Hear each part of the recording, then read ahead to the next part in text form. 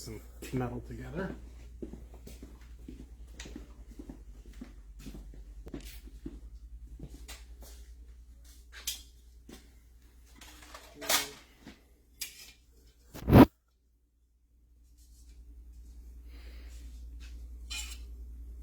There we go, it's just a hair sign. Oh, that's better yet. So, we're going to make I'm going to show you how to do these plates. No one's probably there yet, are they? Yeah, three. Really, just 3 people. So, check these out, you guys. So what this is the impression off a hand engraved plate. So our goal with this type of work is not to just etch a plate. We're trying to recreate hand engraved work, just like this. So zoom in on this, Rob. Can you see it? Oh yeah. So what this is a hand engraved master plate. This came out of Gorham. This was made it basically made a platter. So I know that a lot of people believed that Gorham hand engraved all those platters, but they didn't.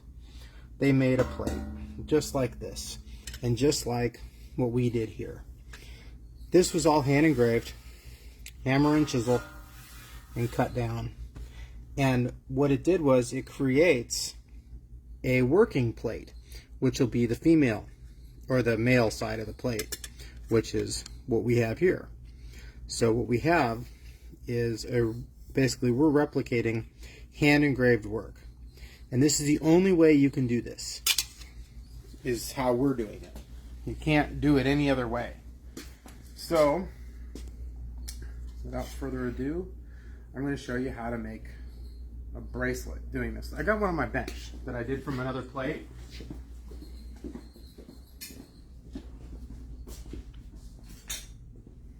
So take a look at this one. The purpose of this is to give you a way to show off this type of work. If you were to sit down with a graver and teach yourself to hand engrave, that'd be awesome. But if you hand engrave a bracelet like this, well, you're not going to sell that for $20 or $30. It's going to have to cost a lot more because you are going to have a whole bunch of time in it. This way, you can kind of get the feel of an original hand engraved bracelet, but it can be done very affordably. And let me show you how.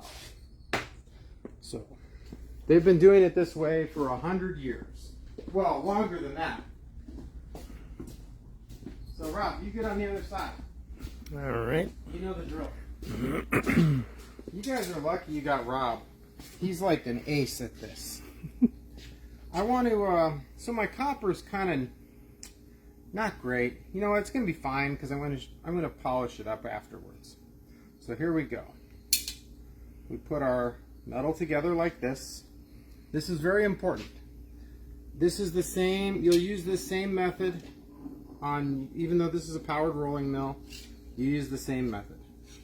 You do not have to go very deep with these kind of dies. They're very shallow and they're going to give you an amazing impression. As long as you're using thick enough metal.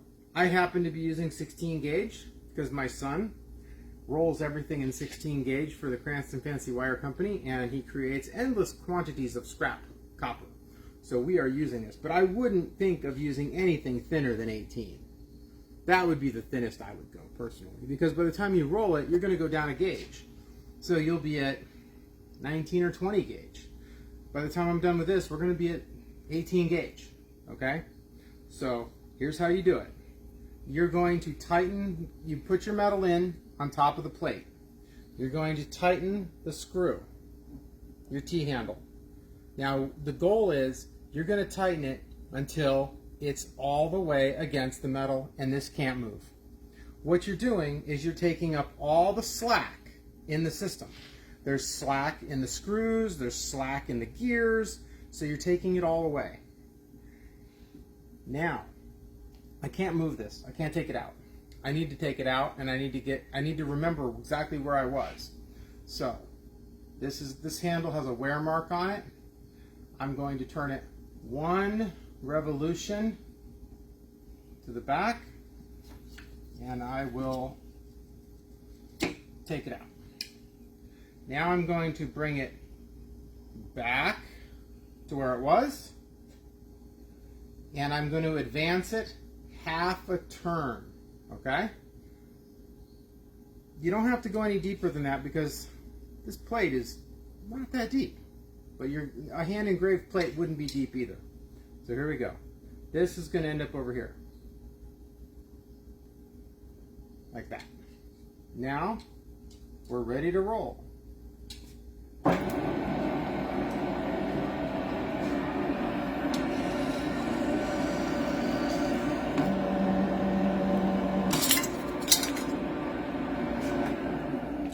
Perfect. And there, my friends, is your hand engraved bracelet. Pretty sweet, huh? So what we're going to do next is I'm going to show you how to bring out all the detail in this bracelet. Okay? You don't just take and buff this thing. It's not going to look good. Follow me. Your plate will get a natural curve in it. Do not stress. This is how they always come out. It's amazing. I've made this same video. I bet I've made 100 of these. And I still, every day, someone goes, my plate curved. I think I wrecked it. I'm like, did you watch a video? Yeah. No, you didn't. You didn't watch any of them. So let's take care of this. Alrighty. I was given my very own Sharpie. Ah, here it is. So we're going to use a Sharpie, and we're going to color this in. You can use liver of sulfur. You can use whatever you want. I'm using a Sharpie today. Get one of these big ones.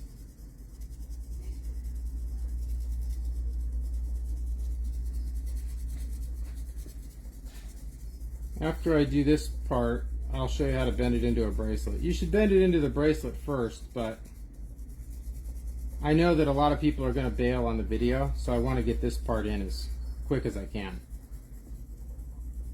Because very few people can sit through the whole thing. Don't want to have any spots.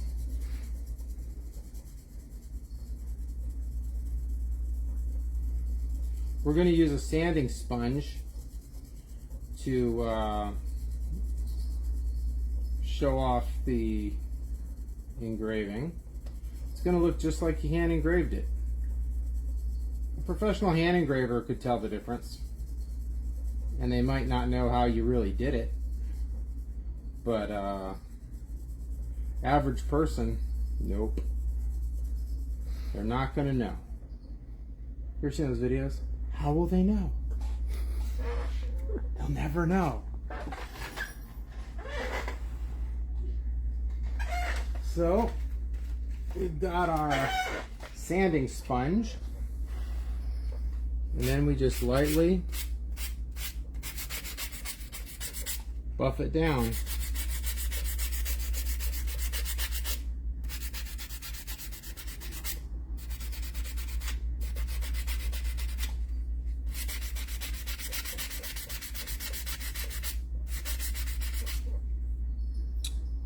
What do you guys think? Impressive?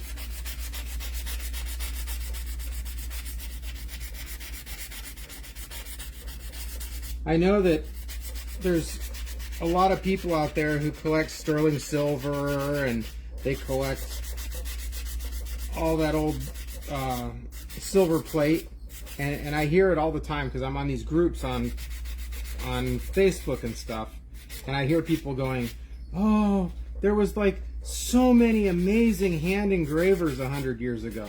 Where did they all go? No, there wasn't. There were probably fewer then than there are now. And they made dies. They hand engraved a die.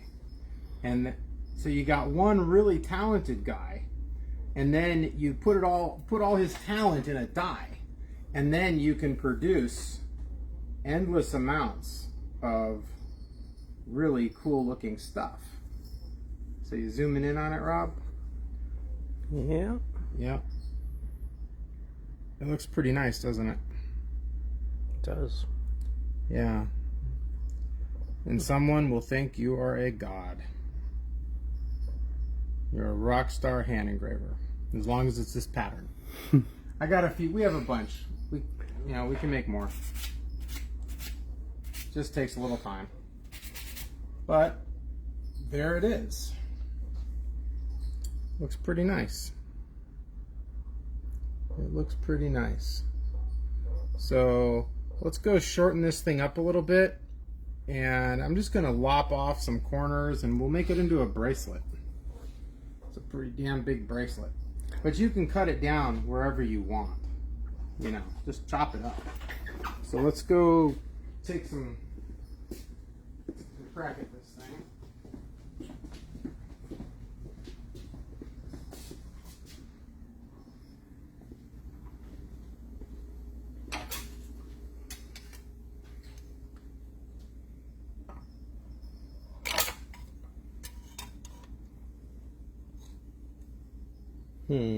I wonder.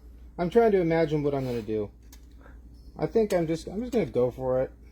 We're just going to chop some metal off of it and kind of see where we end up.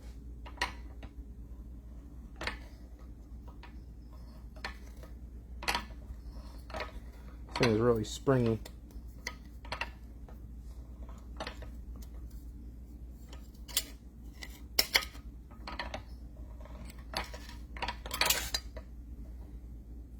We will tune it up with the belt sander here in a second. If you guys don't have a belt sander, you should definitely get one. Especially if you're just working in copper. Obviously, if you're doing a lot of silver, I prefer to use a wet sander with silver, like my lapidary wheels. So let's go tune this up, kind of shape it so it doesn't look so weird. Follow me.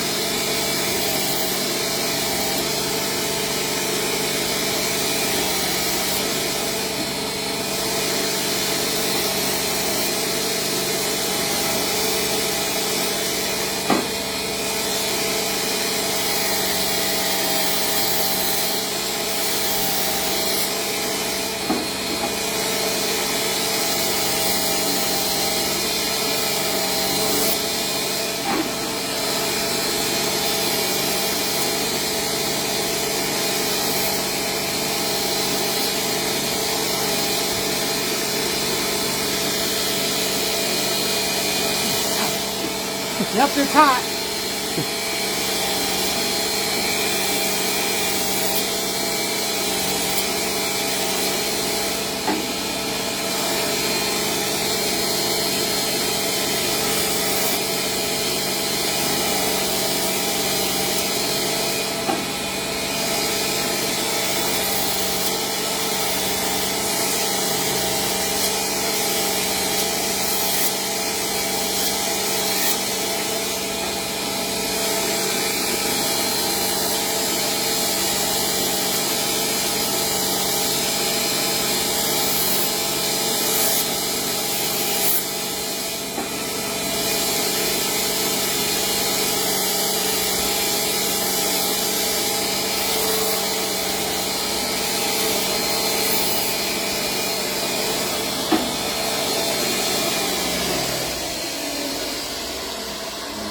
looks pretty similar. Hit it with this. This is a 3M wheel. It's called compressed Scotch-Brite. It's like a giant Kratex wheel.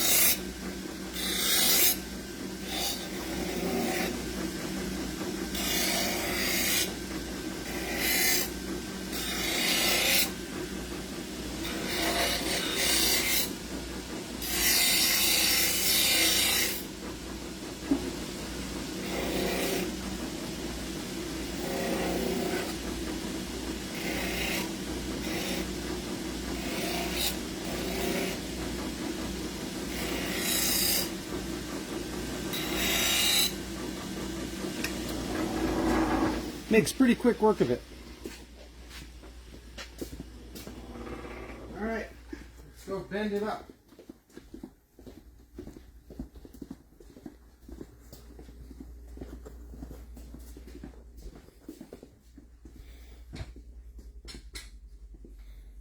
There we go. Wish I had the large formers. All I have today apparently is the small former, but that's fine. We can make this bracelet with just the small former.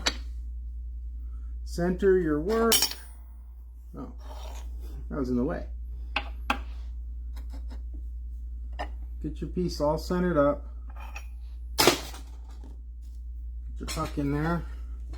I'm not going to anneal it because I want this bracelet to be really strong. I don't want to have to deal with something all floppy like a slice of cheese.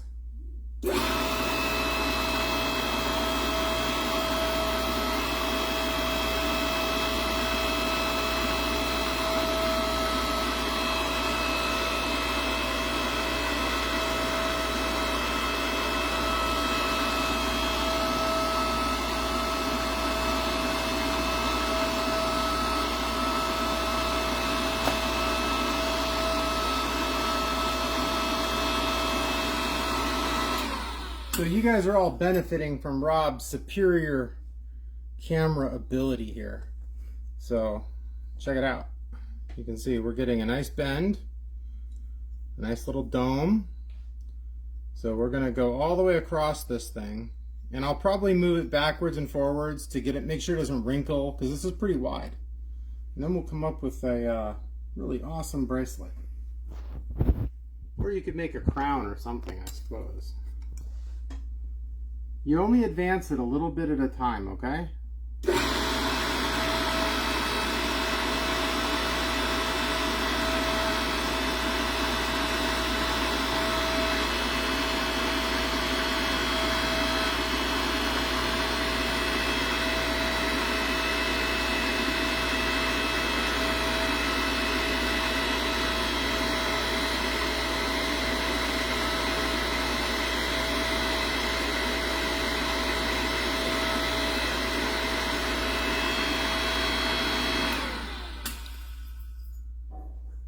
Getting a little kinking here.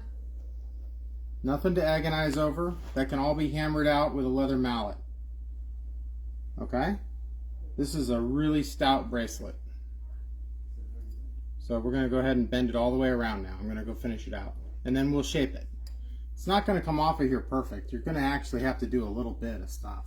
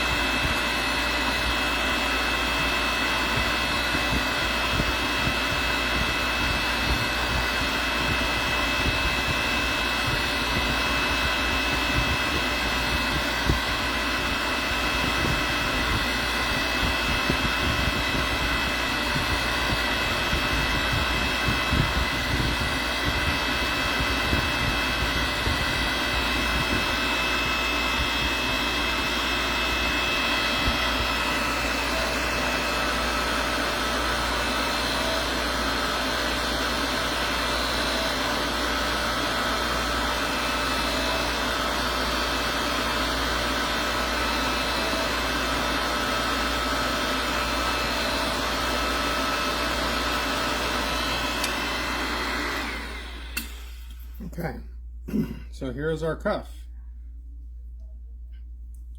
If I had a piece of, oh, this would have been better. See, this is too soft. We send everything out with a lot harder urethane, so let's hit it with this.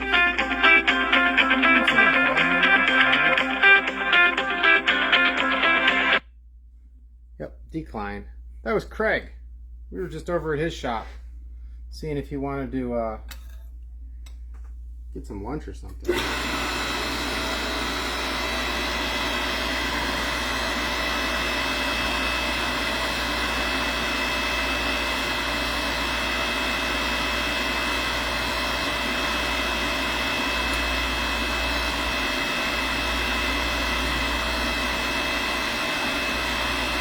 So you guys notice when I'm pressing this, I'm not trying to compress this all the way to the ground.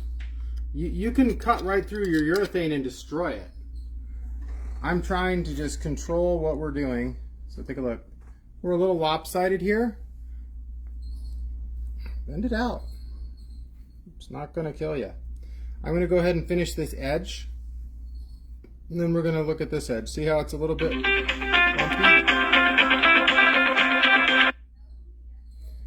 There's my wife. So we'll finish this up here.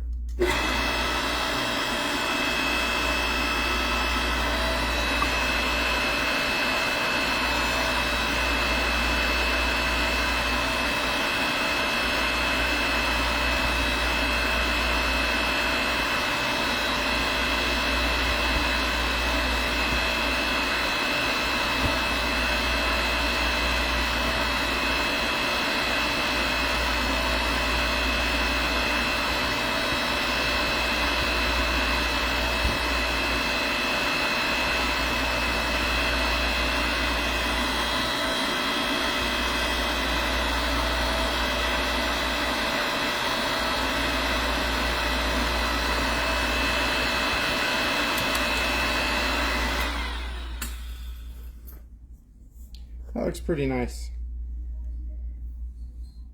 That's not bad, actually. Couple little divots there.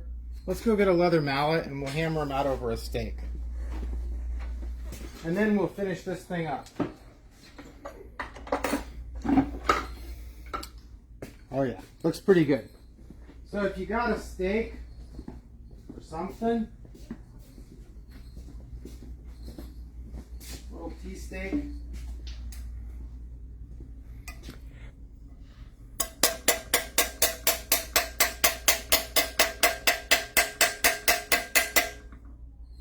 you can take out the ruffles. Looks good. Let me get these.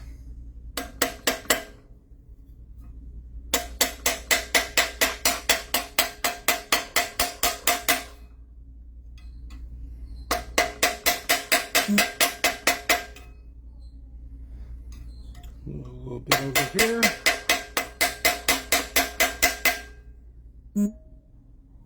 Looks pretty good.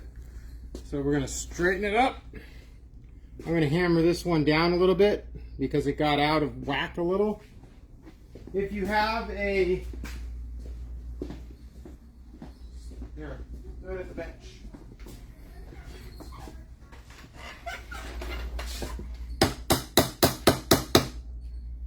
There we go.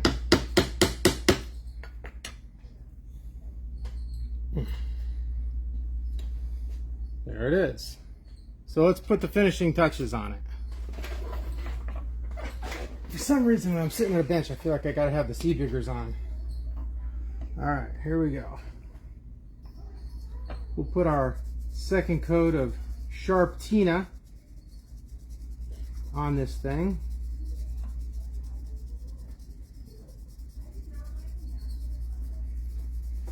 And then we can decide on how much somebody would pay for this on Etsy or wherever.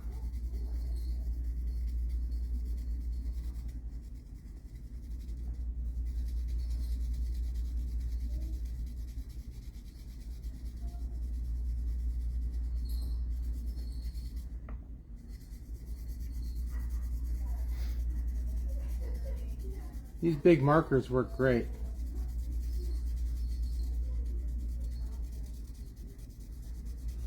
So there was no annealing at all in this cuff,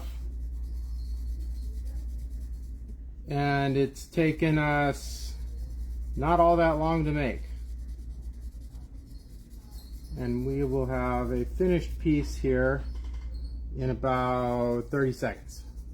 Yeah, a minute.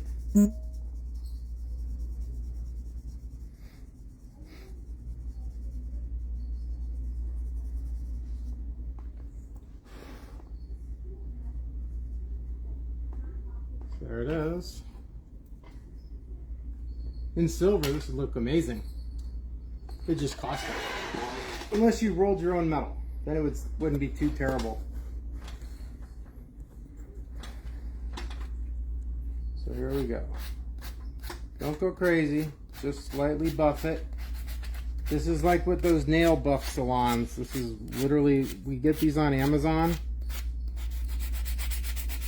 They're for nail salons.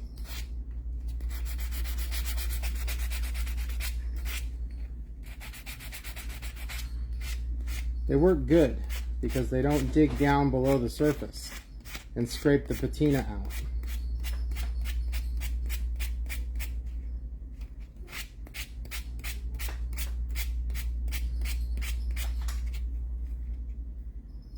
Coming out lovely.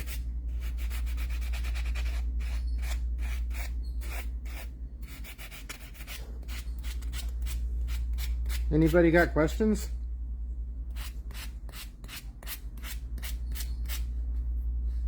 Anyone at all? Any questions? Bueller. I love that show. You guys have seen this so many times. I think I do this same video at least once a week.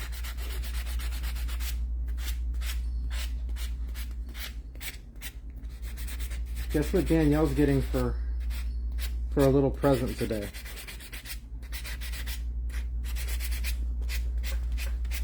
You guessed it. She's getting this. So there it is, folks.